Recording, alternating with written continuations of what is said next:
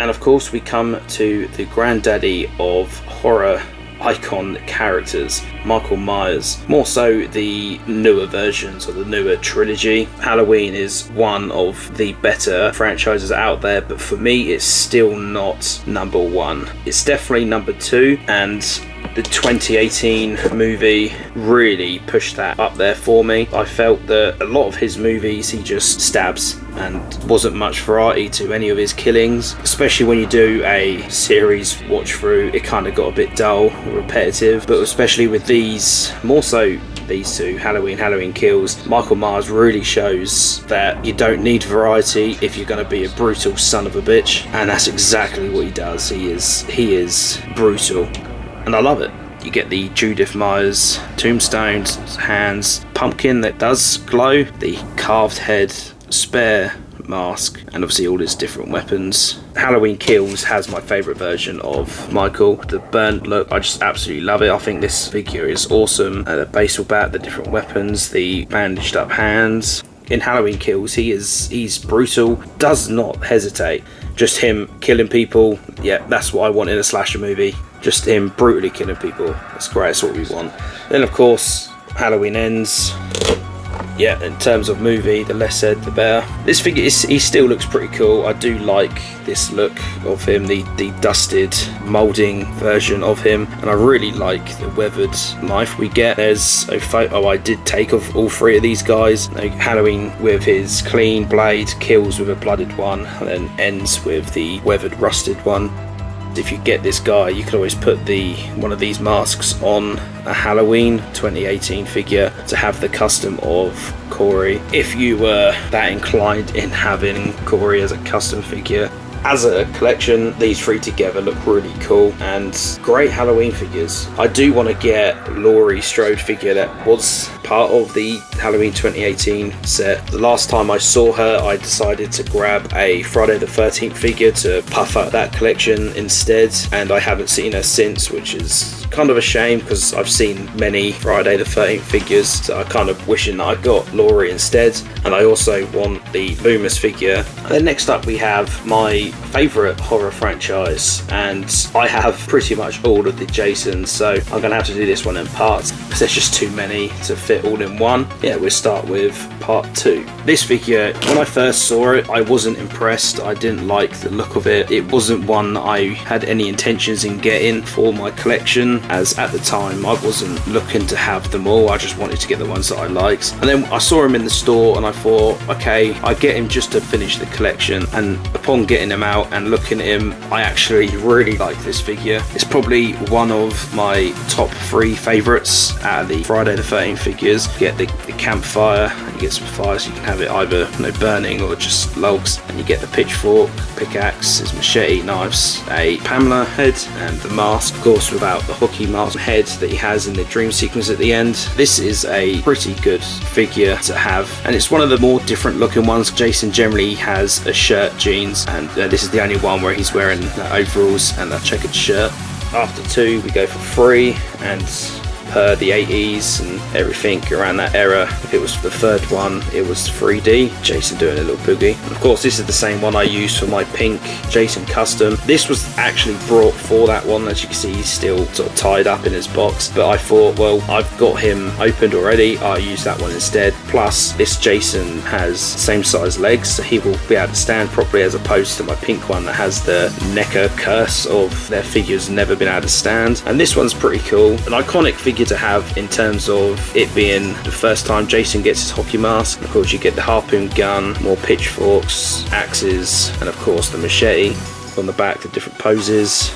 Probably my favourite Friday film, the final chapter, and this was my very first Friday figure. I wasn't interested in actually having this collection because I knew I didn't really have space to display it, and then this was brought for me as a gift, and it's been a downhill spiral in collection ever since. This is probably my second favourite Jason figure. The issue I have with it though is I think this was one of the first ones NECA did when they made the Ultimate figures, because all the other Jasons have sheets over the weapons on their accessories to stop them falling out. These ones just sit in, so when you stand it up, obviously they all fall out, which in the sense of having them displayed is really frustrating because you're constantly having to fix them up, but it is what it is. Of course you get the Pamela Voorhees, Tombstone, all the weapons. You get an axe, machete, the saw, the bottle opener. On one of the heads, I can't remember which one it is, I think it might be the detached one at the moment. There's a slice in the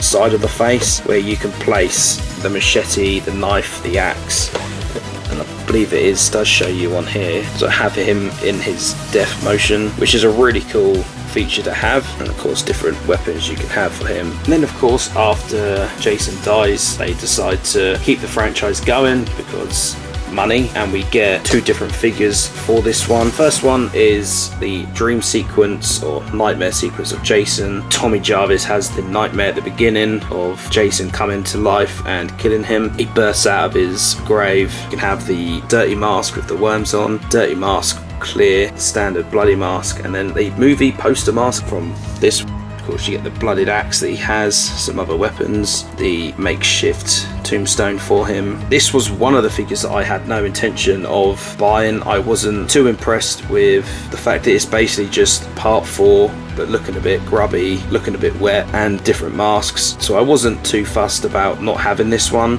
After doing a favour for someone, they decided to buy this for me as a gift to say thanks. It was a really nice gesture from them. Now having him, I'm quite glad I have him to complete the collection. They also made a custom coffin for him that I showed in one of the parts or episode 1. I will probably look at buying a second version just so I can have that mask on him, just so I've got different versions of him on display showing off the different heads and different masks instead of having them just sat in a box when I eventually do get them on display. And then we go over to the main one from A New Beginning, which of course is Roy Burns. He has his blue chevrons instead of the red, and of course he has some battle damage. This guy has some really decent looking weapons. The machete is really nice. He has a nice sort of handled knife, and he comes with a flare, butcher's knife, and I believe this is the first time NECA started using that elbow joint. It's like a double elbow joint, which really gives you some great range in that elbow for posing and just general articulation. So it's a nice upgrade for the figure, and of course that's what he looks like under the mask. In terms of the figure, it's a decent one to have. Quite glad I have this one. I do really like it as opposed to some of the other more unvaried versions of Jasons that we have. And then we come to the era known as the Zombie Jason. After part 5, people weren't happy with the fact that Jason wasn't in the film, so of course they brought him back in part 6, Jason Lives, and yeah, this figure is just weird. There he is, looking like everyone's dad on a weekend, having to do some DIY. I don't understand the gloves, the utility belt, it just looks bizarre. The detail on the head sculpt is great. That rotten flesh looks really good. The mask there, which has the blacked out eyes for whatever reason, you know, you either have that kind of head or blacked out eyes on the mask. You get the knife and machete, and that's all you get in sense of weapons. You do have a holster for the knife and the machete, which is probably the only good thing about the utility belt. And it's been a while since I watched this movie. From what I can remember, part 6 was actually quite a good fun movie, but I can't remember when or how he got the utility belt or gloves. So you get this tombstone and the pole that actually brought him back to life after Tommy Jarvis sort of stabbed him in the chest and lightning came down. And the box art is actually sort of his grave tombstone there, and sort of dirt and gravel around the edges, which is a nice sort of effect. It would have been nice to have a feature where there was like a place in his chest to put the spike, but I guess then he would have just been walking around with a giant hole in his chest and it wouldn't look that great in terms of him on display. I'm sure NECA could have figured something out, and I'm surprised we never got got any kind of other figures from this line, it would have been pretty decent to have a Tommy Jarvis figure, and it's actually a custom I've been working on and planning for a while. I'm just trying to get the correct parts to make it look movie accurate, and we then go to part 7. So although the movie itself was okay, the violence and gore was toned down massively, which was a huge disappointment. But this has my favourite Jason look. That is why. He just looks awesome. The rotting body, the bones that are on show on his hand, his ribs, being on his knees, and even on the back, his spine is on show. And the weapons in this one are pretty decent. You got your standard axe, knives, and machetes, but you also get an electric-powered weapon. And that mask there behind that weapon is actually in half. So on the back of this head, there's a hole that you can place that mask in, and it looks like it's sort of being snapped off his face. Yeah, like that. Which in the movie, he's fighting a woman with telekinetic abilities, and she kind of just rips the mask off of his face using her mind powers. Yeah, so you can have him in some great poses with these weapons, and he just looks grotesque, and it's great. If there was one Jason that you had to get, this one just looks awesome. And then we go to the new era of Jason, other than the middle one. I didn't have anywhere else to show him. So we have Freddy vs. Jason, which is a completely different look to Jason. But he definitely looks like he belongs in the early 2000s. He has that sort of grungy look to him that early 2000 horrors always had. But when you think of Jason, nobody ever thinks of this version. But you can stick the fire to his machete, which gives a really cool look and effects to him. And of course I have him with the bloodstained mask. Get the basic one and one covered in slashes from Freddy Krueger. And the teddy, I can't remember the importance of that. I don't recall him holding it or having it from the movie. It's been a while since I saw it. He just looks hideous. But I'm surprised Neca never did a Freddy. Having Freddy from this film would have been great. And then we've got the remake of Friday the 13th from 2009. This is the survivalist version of Jason. He has a sort of sheath there, or like a holster for the machete to go in. Different hands, different weapons, the axe, and of course you have the bag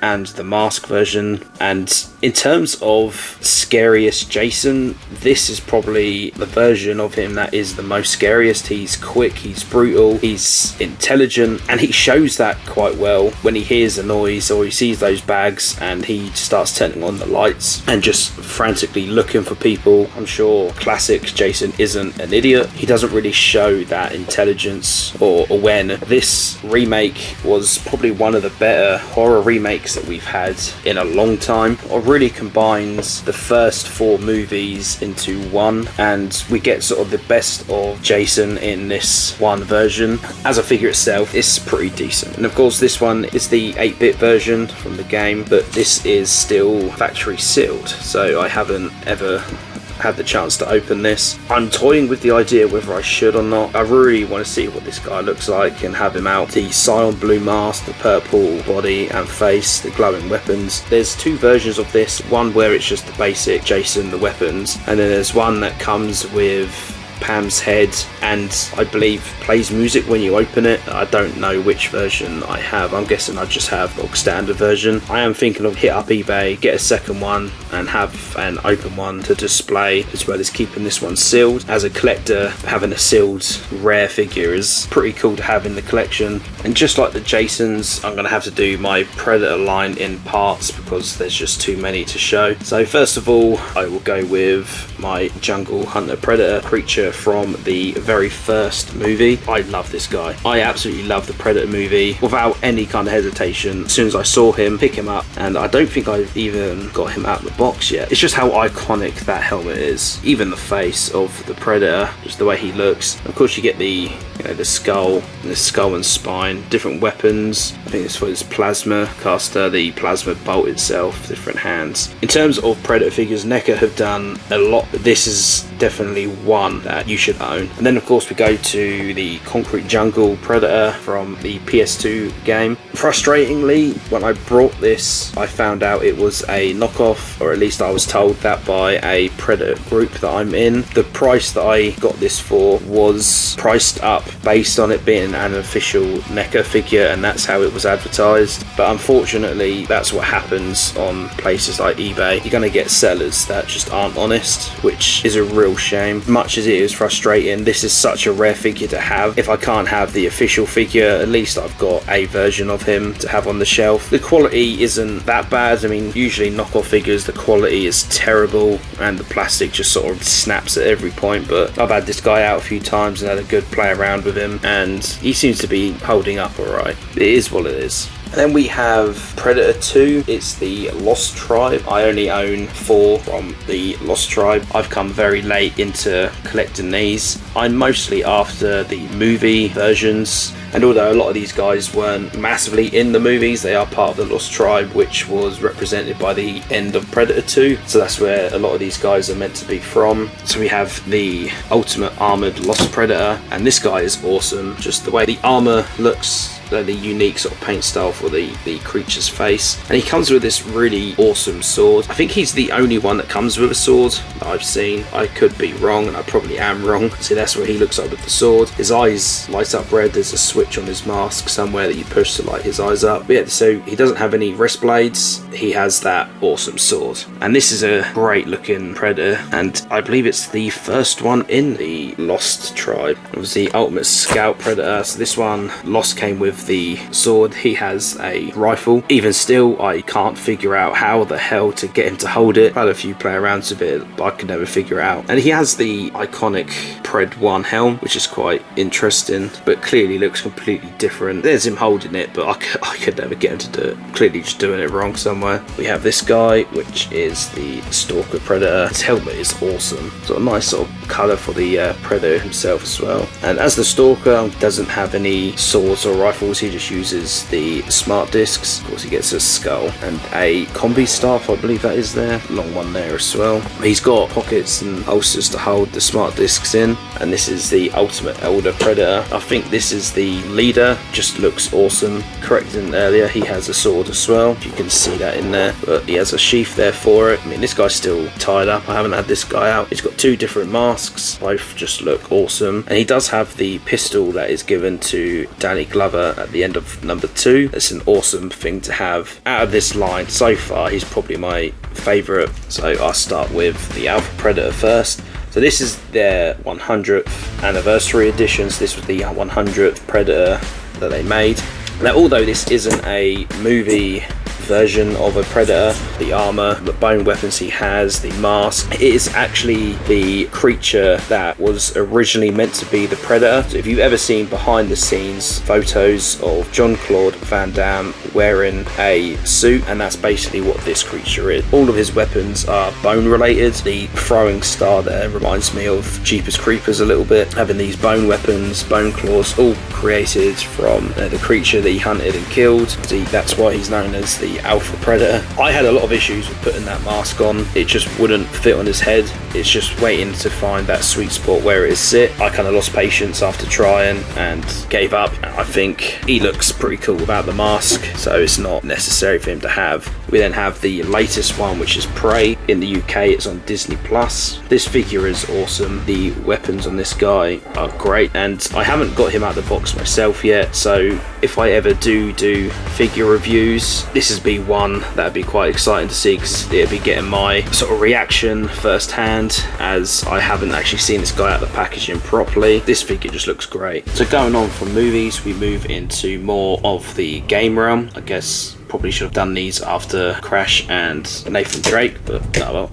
So we have the 2018 God of War 2-pack that has Atreus and Kratos, and this is another great figure pack to have. I absolutely loved this game, the 2018 God of War. It's one of the few games that kept me in gaming and realizing that gaming is still a good passion of mine, especially single player games. You have his axe, you got the Blades of Chaos, you have an upgraded Blades of Chaos, the chain, the shield. Atreus has his knife, his bow and arrow, and he has a sheath that you can place them in. I brought this second hand. Upon contact contact with the seller, they never mentioned that this hand was broken and they had glued it into place, which doesn't hinder the figure too much because they glued the open hand onto him so he can still wield his weapons and his shields, but it just means you can't change his hands to place one of these fire fist bits onto his fist. I'll probably look at using the second head for a Gears custom. Having a Kratos cog soldier would be quite a fierce thing to have, so might make use of that spare head. But this is definitely a great set to have, one I'm really happy to have in my collection. And then the final bit of this episode is The Last of Us 2. Another controversial game, which I won't really go into too much on this channel. As a game, I enjoyed it.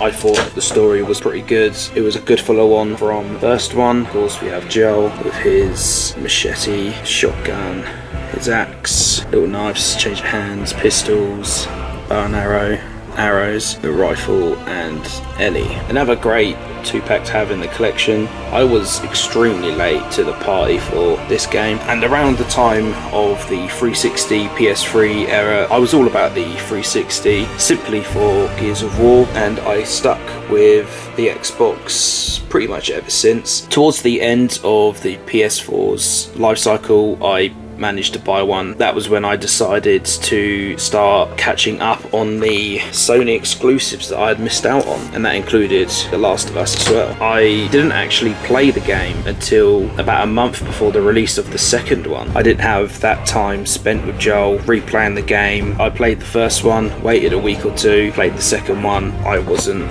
as attached to Joel as some other players were, so spoiler alert, Joel's death at the hands of Abby is quite shocking, and I think it goes to show how well these games are written, that people are kicking off at a fictional character being killed off in a game as violent as The Last of Us. It would be interesting if Neca had done some clickers and you had a 2-pack of the Stalker and clickers, or different versions of them. Pretty sure they're not too difficult to create as customs if you wanted to.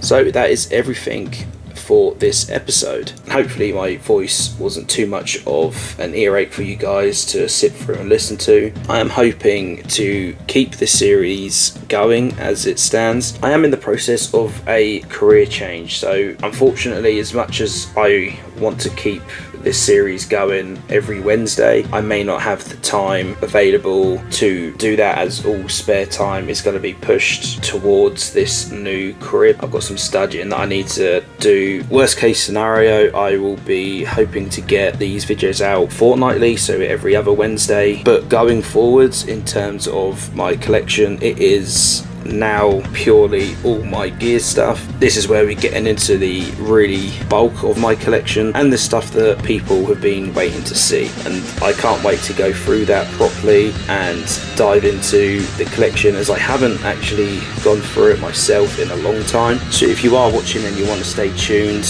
don't forget to subscribe to the channel so you can stay tuned to all upcoming episodes of this series. Other than my collection videos, there's still a lot that I've got working on and a lot planned. Now I'm excited to get it all out for you guys to see, so stay tuned to the channel where all of that stuff will be out as soon as I can. I will end this video here, and I hope you guys are all keeping yourselves safe, and as always, I appreciate you guys spending time watching my content, coming to hang out with me, showing off my collection. So I will see you in the next episode, and as always, Roughnecks, stay safe.